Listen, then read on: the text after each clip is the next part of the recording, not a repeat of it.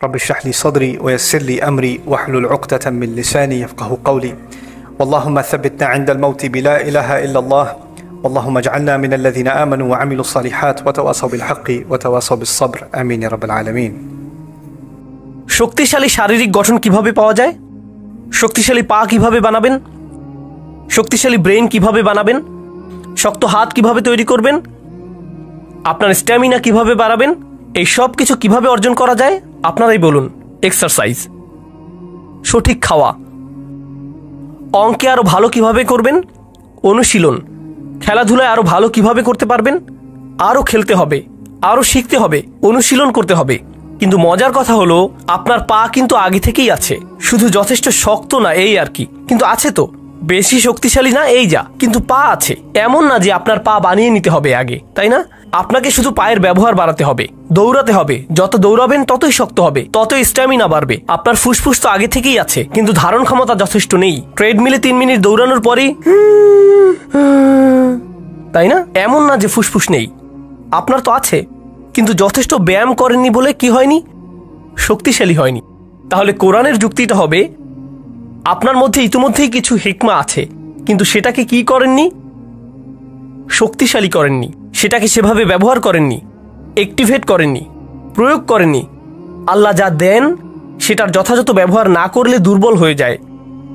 আল্লাহ আমাকে চোখ দিয়েছেন, একটি চোখ টেপ মেরে বন্ধ করে রাখি 6 মাস, গ্যারান্টি দিয়ে বলতে পারি সেই চোখটি অন্ধ হয়ে যাবে। ব্যবহার না করলে হারাবেন। যেসব রোগী কোমাতে পড়ে থাকে 6 মাস বা বছর যাবৎ, সুস্থ হবার পর দাঁড়াতে পারে না, কারণ মাসল অ্যাট্রফি হয়ে গেছে, পেশিগুলোর ব্যবহার করা হয়নি। তাই আল্লাহ আমার ভেতরে কিছু একটা দিয়েছেন, ভালো সিদ্ধান্ত নেবার ক্ষমতা দিয়েছেন, আমাকে আগে থেকেই দিয়েছেন, কিন্তু সেটার ব্যবহার আমি করছি না। আর যত কম ব্যবহার করব সেই ক্ষমতা ততই দুর্বল হতে থাকবে। এভাবে চললে একসময় নিজেকে বলে বসবো আমার তো সেই সক্ষমতাই নেই, আমি তো এটা করতেই পারি না।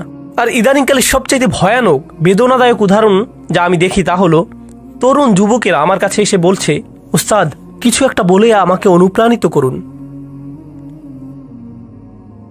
3 ঘন্টা লেকচার দিলাম, এরপর একজন এসে বলছে, উস্তাদ আমাকে মোটিভেট করে কিছু বলুন না দয়া করে।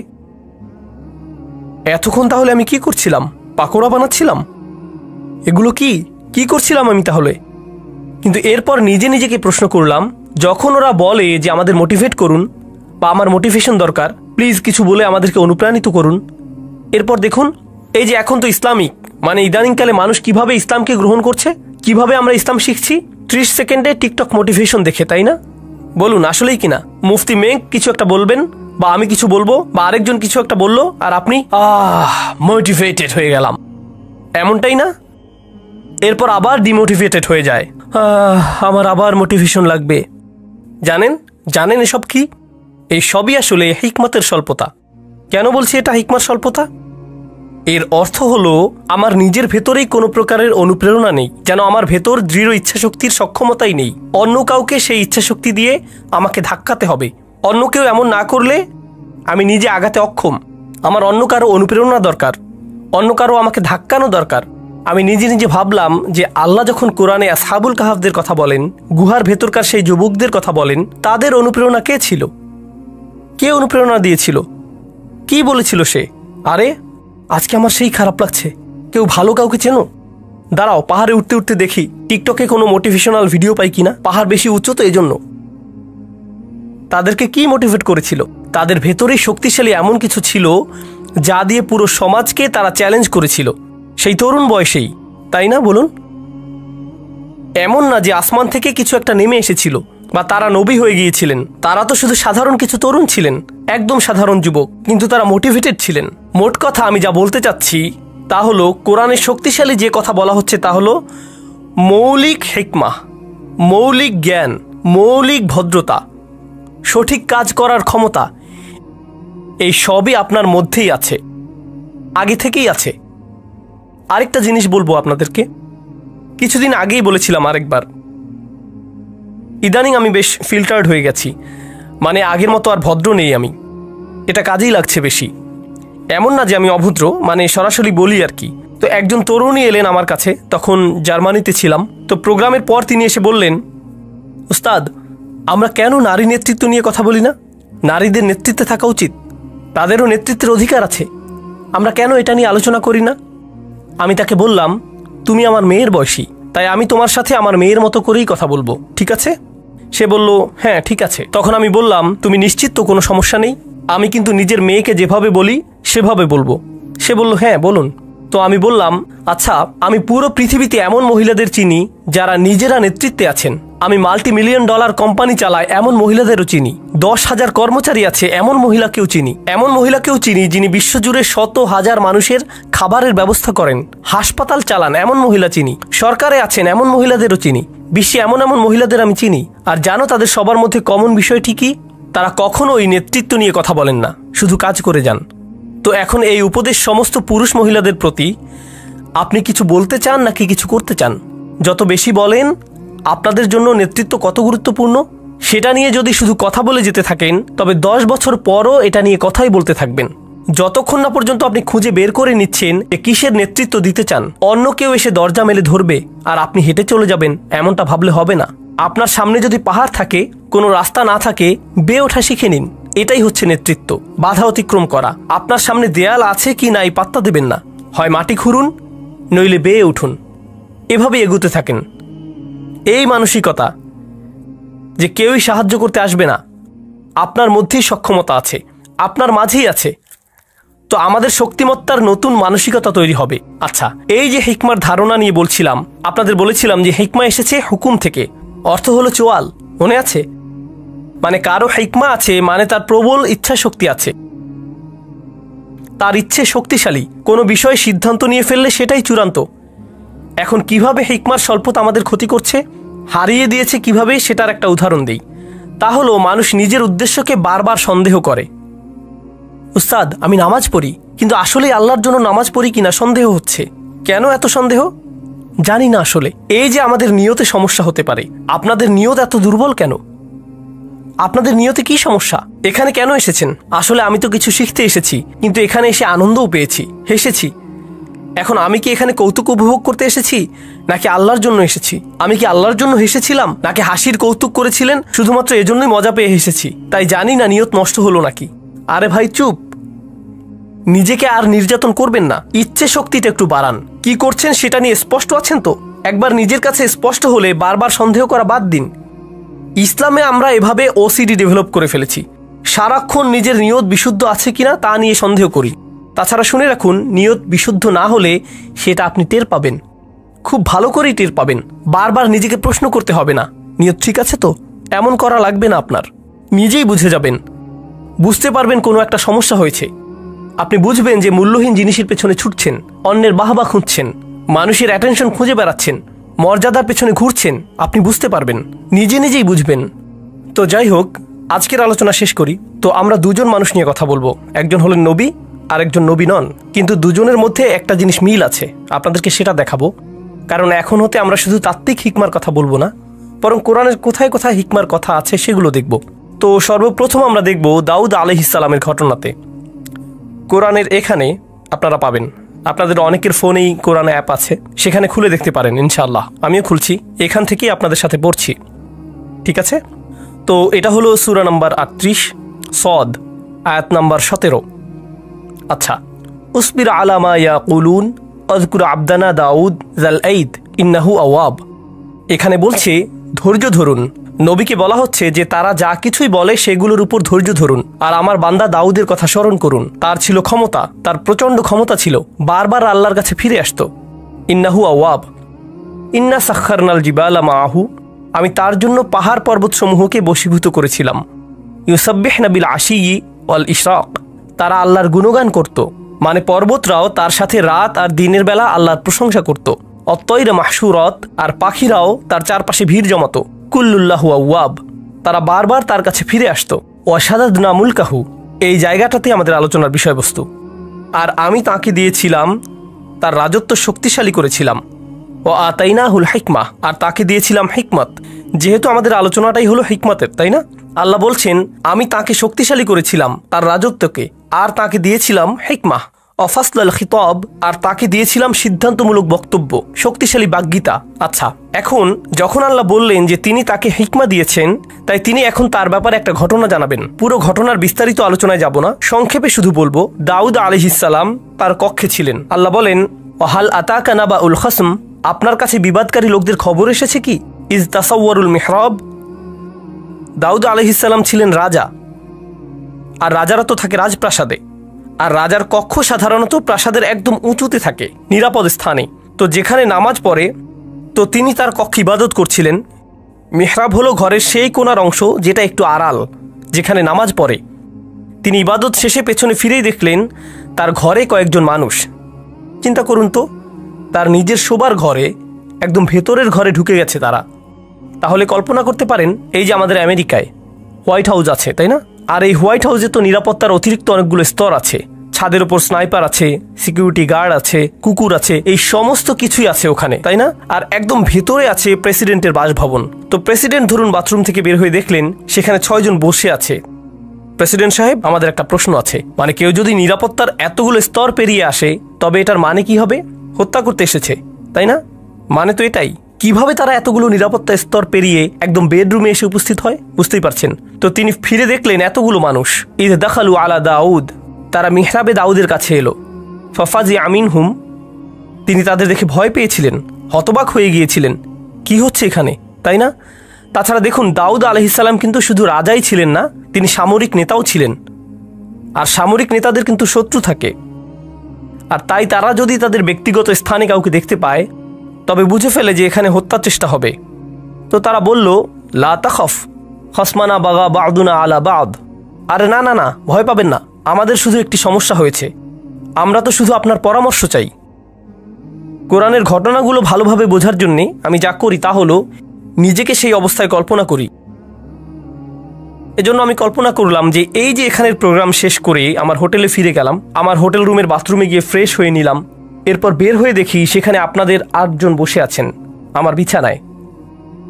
উস্তাদ, তখন আপনার সাথে কথা বলার সুযোগ পাইনি। আমার একজন কাজিন এই হোটেলে কাজ করে, তাই একটি প্রশ্ন আছে। আপনি এক ভিডিওতে বলেছিলেন, আরে আমি তো ওখানে ভয়ে ভূত হয়ে যাব।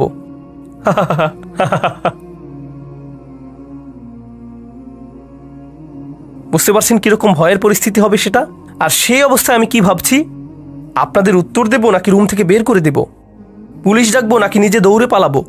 আমার মাথায় যেই জিনিসটি কখনই আসবে না তা হলো, আরে আরে আরামে বসুন, হ্যাঁ সুন্দর, নিজের ঘর মনে করেই বসুন না আপনারা, কোনো সমস্যা নেই। কি খাবেন, চা নাকি কফি? হ্যাঁ ওখানে বসুন, জুতো ওখানে, হ্যাঁ সুন্দর। অলা তুস্তিত ওয়াউহদিনা ইলা সাওয়া আস-সিরাত। তো তারা বলল, আপনি কি আমাদের মধ্যে বিচার করে দেবেন? ভুল উত্তর দেবেন না কিন্তু, এমনটাই তারা বলল। লা তুস্তিত, আজে বাজে উত্তর দেবেন না। এরপর বলল, আমাদের সঠিক পথ দেখান। ইনি হলো আমার ভাই, তার 99টি ভেড়া আছে, আমার আছে একটি। ফাকাল আকফিলনিহা, আর সে বলছে তোমার ভেড়াটিও আমাকে দিয়ে দাও। ও আজ্জানি ফিল খিতাব, আর সে আমার সাথে চিৎকার চেঁচামেচি করে, ভয় দেখায়, ধমকিয়ে কথা বলে। আজ্জা মানে কারো উপরে ক্ষমতা থাকা, মানে সে নিজের ক্ষমতা প্রয়োগ করে। 99টি ভেড়া মানে সে বেশি ধনী, মানে তার বেশি চাকর বাকর আছে, প্রভাব প্রতিপত্তি আছে। সেই প্রভাব খাটিয়ে সে আমার সাথে বাজে ব্যবহার করে, বলে তোমার ভেড়া দিয়ে দাও। আরে দাও না, কি করবে তুমি ওটা দিয়ে? ভেড়ার ব্যবসা করতে জানলে তোমার শুধু একটি থাকতো না, বুঝতে পারছো? তাই আমাকে দিয়ে দাও, সেটাই ভালো হবে। সে এভাবেই আমাকে ধমকাধমকি করে। ওটা বাদ দেন, আপনাদের এটার নতুন ভার্সন বোঝাচ্ছি। কারণ কিছুদিন আগে আমি পাকিস্তান থেকে এসেছি, সেখানে এমন দেখেছি কিছু মানুষ আছে যে বড় বড় হাউজিং কমপ্লেক্স তৈরি করে, তাই না? হাউজিং কমিউনিটি, অ্যাপার্টমেন্ট কমপ্লেক্স ইত্যাদি, মানে ডিএইচএ, ডিওএইচএস এরকম আর কি। তারা দেখা যায় 5000 বাড়ি বানাবে। এসব কমিউনিটির বড় দেয়াল থাকবে, বড় গেট থাকবে, অনেক সিকিউরিটি গার্ড থাকবে। আপনি এর বাইরে থাকেন, তার মানে কি? রাস্তায় গেলে সাইকেল ওদিকে যায়, রিক্সা ওদিকে যায়, বাস চলে যায় ওদিক দিয়ে, ট্রাক আরেক দিক দিয়ে। বাহিরের হাইওয়ে এমনই তো, তাই না? মানে সত্যি সত্যি ফ্রিওয়ে। ঠিক এই শব্দের প্রকৃত অর্থ আমি এখানেই বুঝেছিলাম, একদম ফ্রি, যেভাবে ইচ্ছা যাও, ফ্রিওয়ে। কিন্তু তাদের গেট দিয়ে ঢুকলে হঠাৎ দেখবেন আপনি বিদেশে চলে এসেছেন। রাস্তাগুলো পরিষ্কার, সবকিছুই শান্ত, নিয়মতান্ত্রিক, সবাই ট্রাফিক আইন মেনে চলছে, মল আছে ভালো ভালো, মানুষগুলো মনে করছে তারা খুব ইংরেজি পারে, আরো কত কিছু। আমি তাদের কিছু রেস্টুরেন্টে গিয়েছিলাম, তারা কোন জিনিসকে ইংরেজি মনে করে সেটা দেখতে। দোস্ত, হোয়াট দ্য হেল ইয়া, মানে কি যে মজা লাগে, খাবারের চাইতেও বেশি মজা এগুলো শুনতে।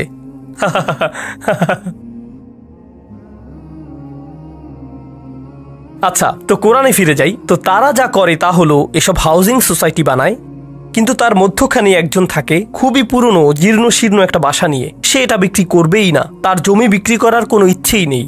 তারা তখন কি করে জানেন? তার আশেপাশে সমস্ত জায়গায় বিল্ডিং তুলে দেয়, এমনকি ঘর থেকেও বেরোতে পারে না, কোনো রাস্তা নেই, কিছুই না, ঢুকতেও পারে না। তার একটাই পথ থাকে, বিক্রি করে দেয়া। কারণ তারা ওখানে পুরো জায়গা নিয়ে একটি শপিং মল বানাবে। মানে কিছু মানুষ থাকে খুবই ক্ষমতাধর, অনেক টাকা তাদের, আবার কেউ কেউ থাকে তাদের কিছু সম্পদ আছে তবে কোনো ক্ষমতা নেই। একজনের ৯৯টা আছে আর অন্যজনের কি একটি। যার ৯৯টা আছে সে একজনওয়ালার উপর খবরদারি করে। সেটা পাকিস্তানে হয়, আমেরিকাতেও হবে, অস্ট্রেলিয়াতে হয়, বাংলাদেশে, জার্মানিতে হয়, পুরো পৃথিবীতেই এমন হয়, ঠিক না? কখনো সরকারও জনগণের সাথে এমন করে, তাই না? বিজনেস পার্টনার অন্য বিজনেস পার্টনারের সাথে করে, বড় ব্যবসা প্রতিষ্ঠানগুলো ছোট প্রতিষ্ঠানের সাথে করে, সব সময়ই হয়। এখন দাউদ আলাইহিস সালামের কথাগুলো শুনুন, এরপর আসলে আমি কথায় আসছি। এখন দাউদ আলাইহিস সালামের কথাগুলো শুনুন, এরপর আসল কথায় আসছি। দাউদ আলাইহিস সালাম বলছেন, আমি শুধুমাত্র আমাদের আলোচনার সাথে সম্পর্কিত অংশটি বলছি। ওয়া ইন্না কাসীরাম মিনাল খুলাতা লা ইয়াবগি বা'দুহুম আলা বা'দ। মূলত ব্যবসায়ী সম্পর্কে জড়িত আছে এমন বহু সংখ্যক মানুষ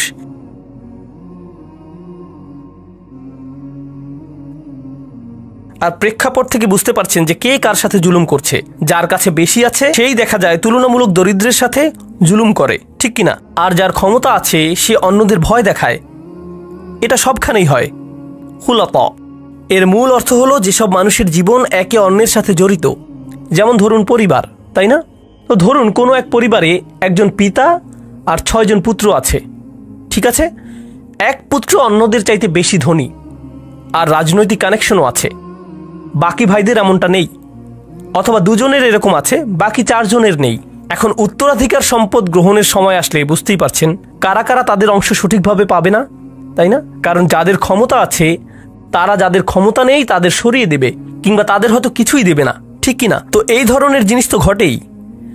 তাই দাউদ আলাইহিস সালাম বলছেন, অনেক ক্ষেত্রে যেসব মানুষ একে অন্যের সাথে সংযুক্ত তারা একে অন্যের ক্ষতি করে থাকে। ঠিক এই বক্তব্যটা দিলেন তিনি। এরপর বললেন, ইল্লাল্লাযীনা আমানু ওয়া আমিলুস সলিহাত ওয়া কলিলুম মা হুম। তবে যারা ঈমান আনে আর ভালো আমল করে তারা ছাড়া, আর তারা সংখ্যায় কতই না কম। অর্থাৎ যারা আসলে ঈমানদার আর ভালো কাজ করে তাদের একটি চিহ্ন হলো যে তারা ব্যবসায়িক চুক্তি নষ্ট করে না। তিনি বললেন কত কম তারা। দাউদের এই যে কথাটি চিন্তা করে দেখুন, আল্লাহ ব্যাখ্যা করে বলছেন হিকমা জিনিসটা কি। আল্লাহ শুধু বললেন, আল্লাহ দাউদকে কি দিয়েছেন? হিকমা। এখন লোকেরা তার কাছে এসে বলল, এই হলো আমাদের মামলা, আর তিনি বিচার করার আগে বললেন, আচ্ছা শুনুন, এরকম প্রচুর হয়। কিন্তু এটা যে প্রচুর হয় এই ধারণাটি দাউদ কোত্থেকে পেলেন? তিনি কি ওহী থেকে পেয়েছেন? কি মনে হয়? নাকি প্রচুর প্রচুর মামলা ঝামেলা থেকে অভিজ্ঞতা অর্জন করেছেন? তিনি প্রচুর সংখ্যক সমস্যা নিয়ে ডিল করেছেন। তিনি তো শাসক, বনি ইসরায়েলের সর্দার, তাদের নিয়েই তো তিনি থাকেন সারাক্ষণ। বহু বহু নজির দেখেন তিনি। আপনারা জানেন, আমার জীবনের সবচাইতে গভীর আর সূক্ষ্ম আলোচনা হয়েছে মিলিটারি জেনারেল, বিচারক আর আইনজীবীদের সাথেই। এসব লোক থেকে আপনি অনেক শিখতে পারবেন। যেমন তাদের জিজ্ঞেস করলাম, তো আপনি এই বেঞ্চে ৫০ বছর যাবৎ কাজ করে কি শিখেছেন? তারা বলেন, মাত্র ৩০ মিনিটের আলোচনায় তা আপনি শিখতে পারবেন না। আমি বললাম, শুরু তো সবখানেই থাকে, আগে শুরু তো করি, কিছু একটা অন্তত বলুন। ঠিক এই ধরনের অভিজ্ঞ মানুষদের থেকে অনেক কিছু শিখেছি আমি। কোরআন এখানে করেছেটা কি অসাধারণ। কোরআন বলছে যে জীবনের অভিজ্ঞতাগুলো সেগুলোই আপনাকে শেখাবে। কি শেখাবে? প্রজ্ঞা। আর আল্লাহ যখন বললেন যে তিনি দাউদ আলাইহিস সালামকে হিকমা দিয়েছেন, এটাই তিনি বলেছেন, তাই না?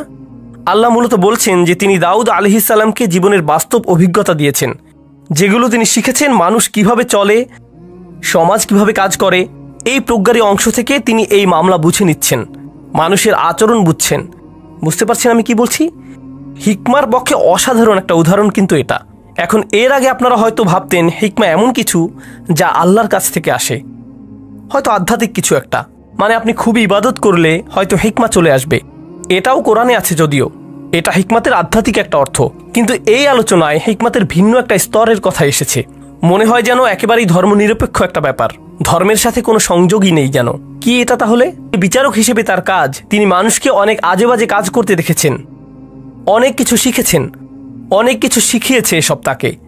আমার মতো কোরআনের একজন ছাত্রের জন্য এতে কি হয় জানেন? এতে কি হয়, যখন আমি কোরআনের ভেতর কোনো কিছু শিখছি, যেমন ধরুন এখন শিখছি তালাকের আয়াতটা, আগামীকাল আমরা তালাকের এই আয়াত নিয়ে কথা বলবো, কারণ এখানেও হিকমার প্রসঙ্গ এসেছে।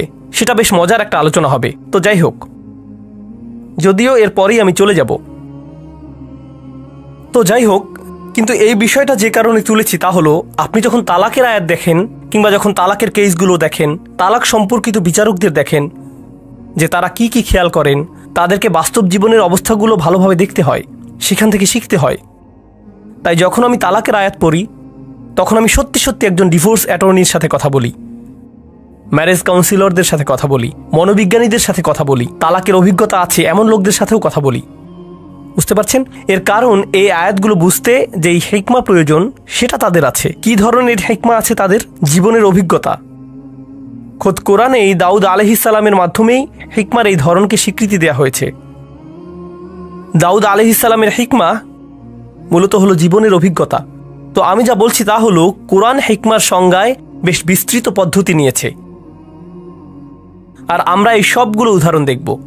হিকমার নতুন একটা দৃশ্য সম্পর্কে জানব। যেমন আপনাদের দাদা দাদিরা কিন্তু নিজেদের জীবনের অভিজ্ঞতা থেকে অনেক কিছুই শেখাতে পারেন। আমাদের সমাজের মুরব্বীরা তো হলেন হিকমার পুকুর, অথচ কেউ পাত্তা দিচ্ছে না। কি কি শিখলেন জীবন থেকে? এভাবে জিজ্ঞেস করে আমরা উপকার নিচ্ছি না তাদের থেকে।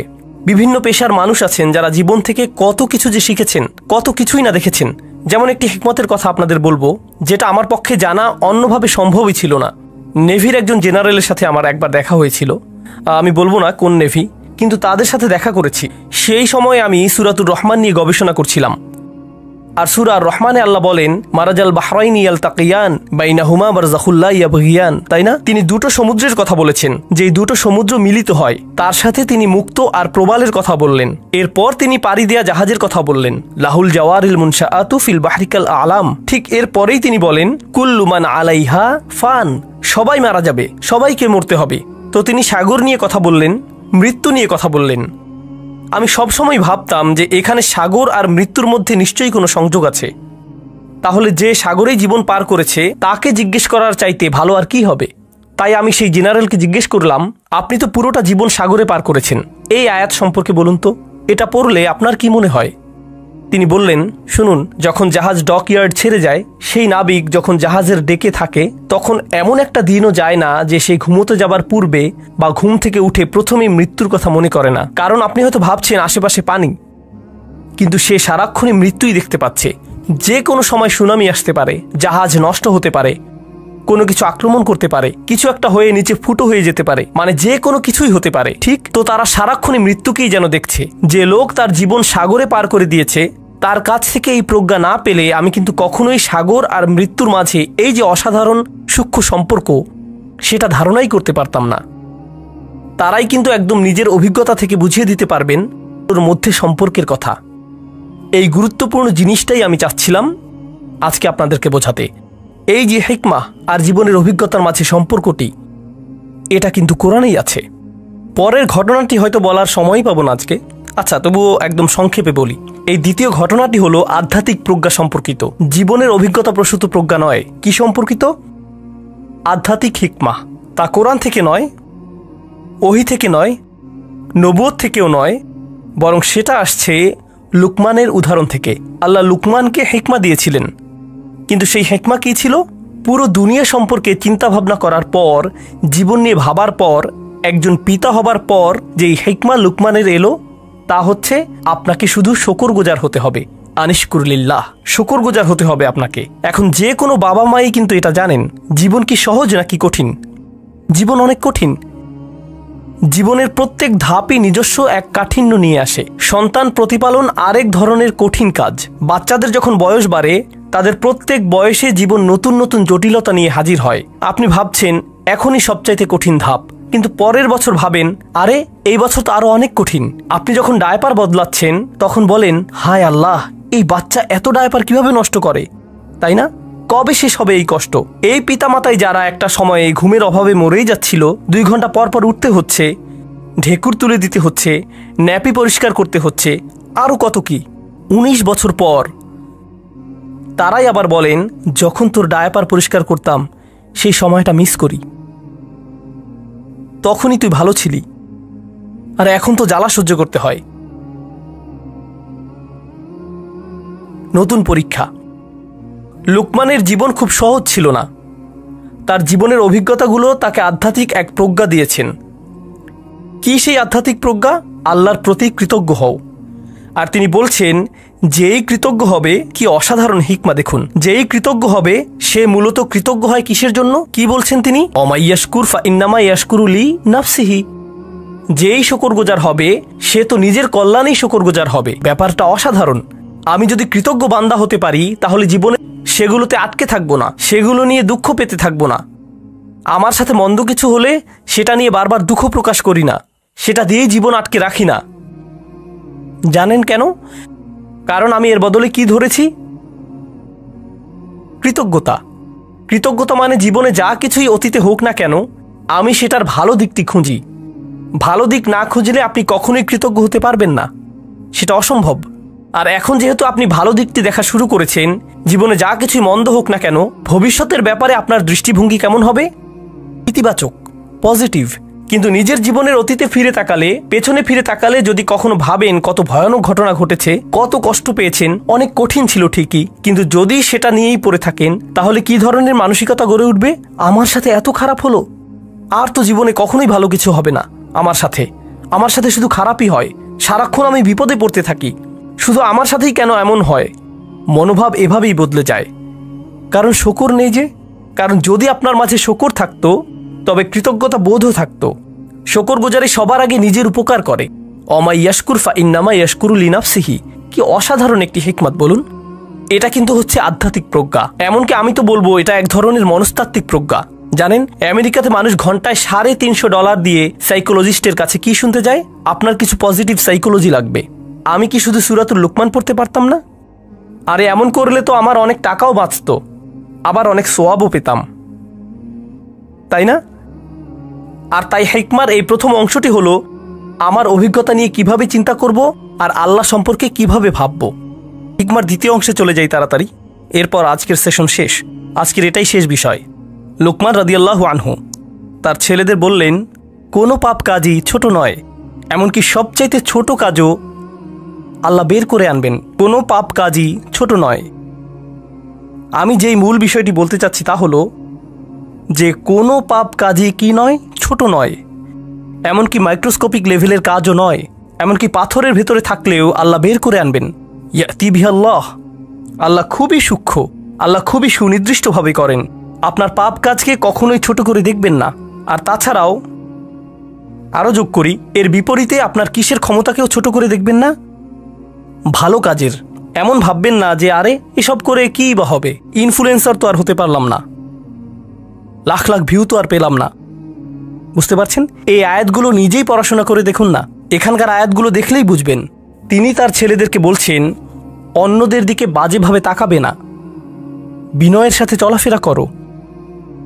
তার পুত্রদেরকে বলছেন যে কোথাও যাবার সময়ে উদ্দেশ্য নিয়ে যেন যায়, উদ্দেশ্যহীন চলাফেরা যেন না হয়। অক্সিদ ফি মাশিক। আর তিনি তার ছেলেকে আওয়াজ নিচু করতে বলছেন, তার ক্রোধ নিয়ন্ত্রণ করতে শেখাচ্ছেন, ভদ্রতা শেখাচ্ছেন, তাই না? জীবনের উদ্দেশ্য শেখাচ্ছেন। সে ঘর থেকে বের হবার সময় যেন তার আসল উদ্দেশ্য থাকে, জীবন যেন অর্থবহ ও উদ্দেশ্যপূর্ণ হয়। এসব জিনিসের বেশিরভাগই তিনি তাকে নিজের চেহারার ভাবভঙ্গিও নিয়ন্ত্রণ করতে বলছেন। লা তুসঈর খদ্দাকা লিন্নাস। মানুষের দিকে গাল ফুলিয়ে তাকাবে না, মানুষের চেহারায় বিকৃত করবে না।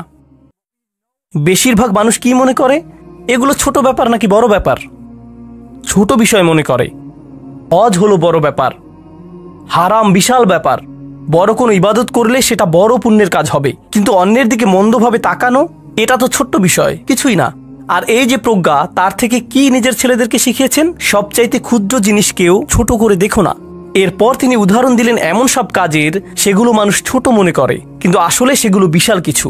আল্লাহর চোখে সেগুলোও মূল্যবান। আপনি কিভাবে কথা বলেন, কিভাবে চলেন ফেরেন, আপনার মুখভঙ্গি কেমন, নিজের গলার স্বর কিভাবে ব্যবহার করেন, কি ভাষায় কথা বলেন সবার সাথে। ইন্না আনকারাল আসওয়াতি লা সাউতুল হামির। তিনি এই প্রজ্ঞা, এই আধ্যাত্মিক হিকমা শিখেছেন কিভাবে? কোনো ওহী থেকে কিন্তু তিনি এই হিকমা শিখেননি। এছাড়া মজার বিষয় হলো, অনেক মানুষ দেখবেন আপনারা যারা নিজেরা মুসলিম না হলেও লুকমানের উপদেশ মেনে চলে, তারা অন্যদের সাথে সদয় ভদ্র ব্যবহার করে, তারা উদ্দেশ্যপূর্ণ, তাই না? অন্যদের ছোট করে দেখেন না, তারা অন্য কারো উপর গলার স্বর উঁচু করে না। তাদের সব গুণ আছে। এই গুণগুলো তারা কোত্থেকে পেয়েছে? মাঝে মাঝে হয়তো মনে হয় এদের তো ইমানই নেই, তবুও কিভাবে ইসলামিক মূল্যবোধ পেল তারা? কারণ হলো হিকমাহ, সার্বজনীন বিষয়। কারণ হিকমাহ হলো সার্বজনীন বিষয়। আল্লাহ যাকে চান তাকে এটা দিতে পারেন। তো এর সাথে আজকের সেশন আমরা শেষ করছি ইনশাআল্লাহ। বারাকাল্লাহু লি ওয়া লাকুম। আসসালামু আলাইকুম ওয়া রাহমাতুল্লাহি তাআলা ওয়া বারাকাতুহু।